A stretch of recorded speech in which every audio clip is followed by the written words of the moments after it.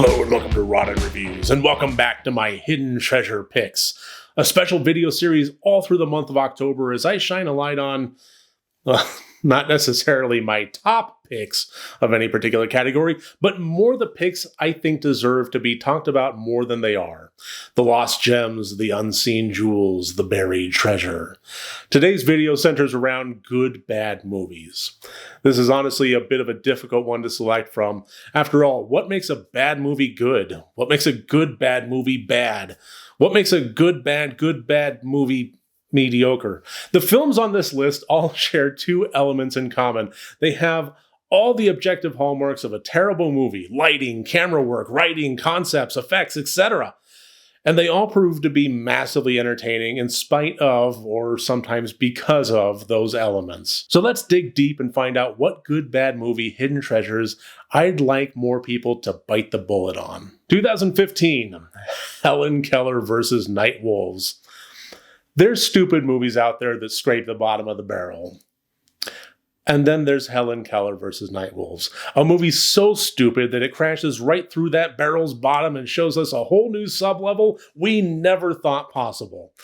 Written and directed by Ross Patterson, the auteur behind FDR American Badass, Helen Keller vs. Night Wolves starts by showing us an older Helen Keller, played by Lin Shaye, relaying the story of how she came to be blind and deaf so many decades ago after a night wolf attack, and how she overcame this to save her village from these dire circumstances of dire wolves. Aiding her in this quest is Jonathan, a mysterious traveler played by Barry Bostwick. This is an offensive movie. Bottom-rung jokes targeting every demographic and every protected class possible are prevalent throughout. And if your eyes hurt the next day from rolling as hard as expected, then, well, mission accomplished. Usually, movies that aim as low as this aren't really my cup of tea, but Helen Keller vs. Night Wolves leaned into the awfulness so hard that I found myself loving it almost as much as I found myself hating myself for loving it. Going from stock footage of wolves to characters being mauled by having stuffed animals yeeted at their heads from off screen, then a martial arts training montage, and periodically back to Lin Shaye hurling verbal abuse at her impatient grandkids. Somehow this film went so off the rails so hard and became so absurd that it almost became charming. 1995, Bloody Muscle Bodybuilder in Hell. Also known as The Japanese Evil Dead, this movie follows a group of friends investigating the inherited home of our main character and hero, Shinji. And of course, cheesy hauntings and possessions ensue, followed by a last half of increasingly ridiculous effects as the movie continually ramps up the cheesiness. This was a watch that I came across at the request of good friend of the channel, Ben Grimm, who had been assigning me Evil Dead clones from across the world. And though admittedly not all of them landed well for me, Bloody Muscle Bodybuilder in Hell captured my heart. Filmed with a potato and made on what I can only imagine was a completely non-existent budget, I couldn't help but imagine the filmmakers watching the original 1981 Sam Raimi classic of The Evil Dead and thinking, why couldn't we do that? And that, to me, is one of the most pure essences of horror filmmaking. Not only going out with whatever equipment you have on hand, a group of friends and a dream, just like Sam Raimi and company did 3 decades ago, but the ability to influence other filmmakers generations down the line to do the exact same thing. The effects in Bloody Muscle Bodybuilder in Hell are certainly terrible. Relying on gelatin, stop motion, and clearly not much nuance, The Japanese Evil Dead tends to look like a rough-grained splatterfest encapsulated in a claustrophobic environment. But it has heart. It has gusto. And despite the lack of professional polish to any element of it, the aspirations and goals remained high. I never saw one iota of this film that felt like it was held back in any way. For friends to get together and come hell or high water, see their creative vision through, I couldn't help but love this movie. 1976's Squirm. A movie so bad it got itself a proper Mystery Science Theater 3000 episode made, Squirm was written and directed by Jeff Lieberman and tells the tale of what happens when blood-sucking worms become electrified and start emerging to feast. At a time when the horror genre was moving towards grittier and grimier portrayals of It Could Happen to You films, Jeff decided to take a gamble on a trend that had peaked about a decade or two prior: mass monsters. Mass in scale or mass in quantity, well, that was up to the movie, but Squirm definitely went the quantity route. All worms in this film were normal size, but the sheer number of them was flabbergasting. According to IMDb, even with supplementing a great number of them for fake rubber entries, the amount of worms this production went through had an impact on the local fishing industry for the whole year to follow. Squirm was Jeff Lieberman's feature-length motion picture debut and still remains his most popular film, for whatever that might actually be worth. There's something to be said for the audacity born from ignorance and the dividends that can pay through sheer luck, though. For instance, there was a scene with a tree crashing through the roof while characters are having dinner, a shot that would never be actually attempted by any seasoned filmmaker. But Jeff dropped that tree for real.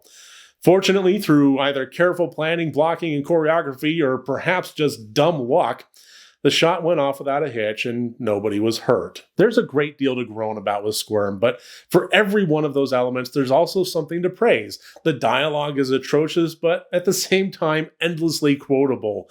The creature and makeup effects are either awful and fun or basic and terrifying. Just point the camera at a room full of 1 million worms and the work speaks for itself. There are some MST3K episodes that I honestly can't picture watching without Mike or Joel and the bots riffing on them, but Squirm is an exception for me. Don't get me wrong, I love that episode, but just like Hamburger Helper, this movie does just fine on its own. 2020's Amityville Vibrator. Written and directed by Nathan Rumler, I hesitated a good long while before deciding to add this movie to the list. Not because it's not a bad movie, not because it's not a good bad movie, but more because it's honestly just a legitimately rough watch to sit through. Featuring a series of objects that wind up becoming possessed, starting with, you guessed it, a vibrator. This movie is about the closest thing I've seen to porn without actually being porn. All the nudity and adult imagery you would expect from the title and more, a lot more, is present here, but without any semblance of gratification goals. While at times this movie goes so far off the rails that I couldn't help but laugh my ass off, it also falls into the pit that so many schlock exploitation horror films do, with long, inexpensive shots of unnecessary dialogue, B-roll footage, stupidly drawn-out establishing shots, and scenes where nothing much happens at all. It's honestly a bit of a buyer's choice as to whether the peaks make up for the valleys, assuming those manic moments of mayhem don't wind up proving so crass as to run the viewer off once it manages to wake them up. I think this is a movie best enjoyed with a group of friends and some chemical accoutrement. Amityville Vibrator is raunchy, depraved, perverse, and vile.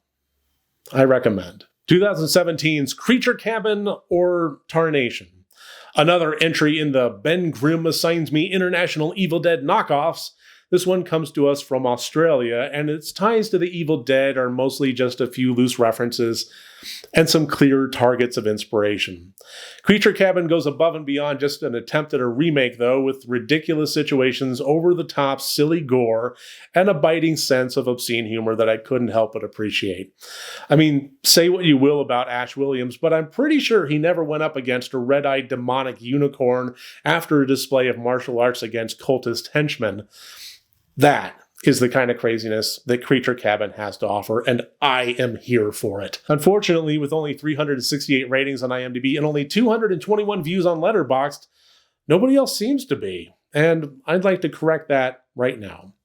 Again, this seems to be a film made with a low budget and a high ambition, resulting in a bit of a mess, but it remains a mess that I admire. This never aims for the basement, quite like Helen Keller vs. Nightwolves, but it certainly can't make any claims of being highbrow, high concept, or high anything except for its intended audience. As much as I enjoy this, I can't in good conscience make the claim that it's a good movie. It just isn't. The acting is terrible, the camera work is shoddy, the effects are impressive for the budget, but that's about as far as I can take that compliment. So I find it to be telling that despite the many flaws that 𝗘𝗾𝗂𝗏𝗺𝗀 has, it remains a fun, wild romp, and I put it firmly in good bad movie status. 2017's The Houses October Built 2. Quite possibly the most viewed entry on this list. It's also a huge tonal departure from the previous films I just listed. But I beg you to hear me out on this one. When I first watched this film, it was a back-to-back watch with the original The Houses October Built preceding this one. And while I loved the former, I couldn't stand this movie. I felt it was so bad it actually sullied the quality merits of the first film. And that's honestly a remarkable thing for the sequel to actually bleed over into tarnishing the original. And a lot of the world seemed to agree with me. There were elements of this film that a lot of folks disliked, hated even. But then something happened. Years later, I watched it again. And I've changed my mind. To be clear, this isn't a situation of the film aging well or anything about the world of The Houses October Built changing, but it's me that has changed. I like to think that we should all be in a state of perpetual individual growth and learning, and in the years between my two viewings of this film, my perception of social messaging allowed me to see something in this movie I hadn't previously. Rather than bemoan the surface-level antics of the cast across the two films, and admittedly the second doesn't stack up through this lens, I instead now see it with a more empathetic outlook and recognize a distinct subtextual messaging about the nature of consent and coercion. It may not have worked on the same level of truly spooky scares and creepy masks, but it told a richer and more subtle tale of a character study that bears some level of adult examination.